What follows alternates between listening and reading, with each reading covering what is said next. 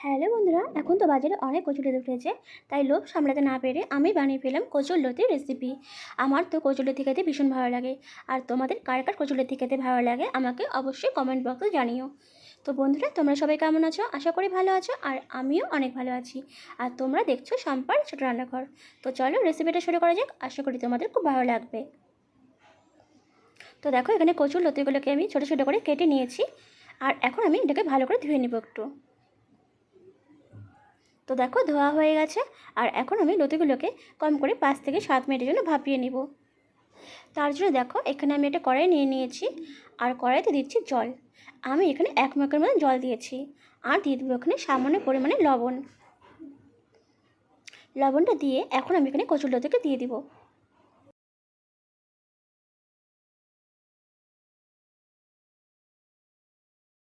তো দেখো, সমস্ত কচুরলতি আমি এখানে দিয়ে দিয়েছি। আর এখন একটা ঢাকনার সাহায্যে আমি ঢেকে দিচ্ছি। কম করে 5 থেকে 7 মিনিট আমি এটাকে ভাপিয়ে নেব, যাতে জলটা ফেলে দেবো, যাতে গলা না ধরে। তো দেখো, ভাপানো কিন্তু হয়ে গেছে। আর এখন আমি এটাকে নামিয়ে নেব। আর বন্ধুরা, তোমাদের যদি আমার রেসিপিগুলো ভালো লেগে থাকে তো প্লিজ একটা লাইক, কমেন্ট, শেয়ার আর সাবস্ক্রাইব করে তোমরা আমার পাশে থেকে যেও। আর পাশে থাকা বেল বাটনটা প্রেস করে দিও, যাতে যখনই আমি নতুন নতুন ভিডিও পোস্ট করব তোমাদের কাছে সবার প্রথমে পৌঁছে যায়। তো দেখো, সবগুলো তুলে নিয়েছি। আর এখন আমি কড়াইতে দিলাম সর্ষের তেল। তো দেখো, তেলটা একটু গরম হয়ে আসলে আমি এখানে ফোড়নে দিব একটা শুকনো লঙ্কা। আর দিয়ে দেবো 7 থেকে 8টা রসুন, ভালো করে একটু থেতো করে দিয়ে দিব। রসুনটা একটু হালকা ভেজে নেব, একটু লাল লাল করে, তাহলে কিন্তু খেতে ভালো লাগবে।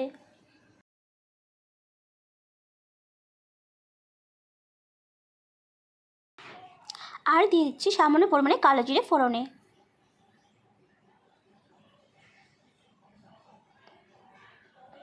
দিয়ে এখন একটু হালকা ভেজে নিয়ে আমি কচুরলতিগুলোকে এখানে দিয়ে দিব। দিয়ে হালকা হাতে একটু ভালো করে নাড়াচাড়া করতে হবে।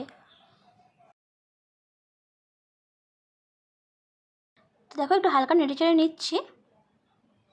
আর এখন এখানে আমি দেবো লঙ্কা। আমি এখানে 4টের মতো লঙ্কা দিয়েছি। তোমরা কে কেমন ঝাল খাও সেই অনুযায়ী কিন্তু তোমরা ঝালটা দিবে। আর দিয়ে দেবো সামান্য পরিমাণে হলুদ গুঁড়ো। আর দিয়ে দেবো সামান্য পরিমাণে লবণ। লবণটাও তোমরা অবশ্যই বুঝে দিবে কে কেমন লবণ খাও সেই অনুযায়ী। তো দেখো, দেওয়া হয়ে গেছে। আর এখন আমি ভালো করে এটাকে ভেজে নিব। বানানো কিন্তু একদমই সোজা, আর খেতে কিন্তু ভীষণ ভালো লাগে। অনেকেই হয়তো খেয়েছো, যারা খাওনি তারা প্লিজ অবশ্যই একবার ট্রাই করো। আশা করি তোমাদের খুব ভালো লাগবে।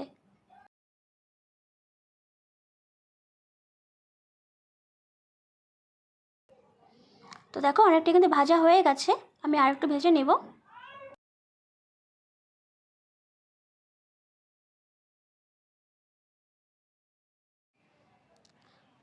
তো দেখো, মোটামুটি ভাজা হয়ে গেছে।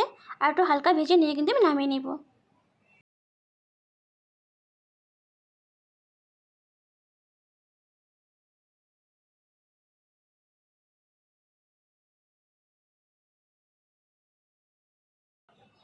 তো দেখো, রেডি হয়ে গেছে আমাদের কচুরলতির রেসিপি। তো দেখতেই পাচ্ছ, সিম্পল একটা রেসিপি, কিন্তু খেতে কিন্তু ভীষণ ভালো লাগে। যারা খেয়েছো তারা তো জানোই যে কতটা টেস্ট হয়। আর যারা খাওনি তারা প্লিজ অবশ্যই একবার হলেও ট্রাই করো। আশা করি তোমাদের খুব ভালো লাগবে। আর বন্ধুরা, যদি ভিডিওটা ভালো লেগে থাকে তো প্লিজ একটা লাইক আর সাবস্ক্রাইব করে তোমরা আমার পাশে থেকে যেও। আর পাশে থাকা বেল বাটনটা প্রেস করে দিও, যাতে যখনই আমি নতুন নতুন ভিডিও পোস্ট করবো তোমাদের কাছে সবার প্রথমে পৌঁছে যায়।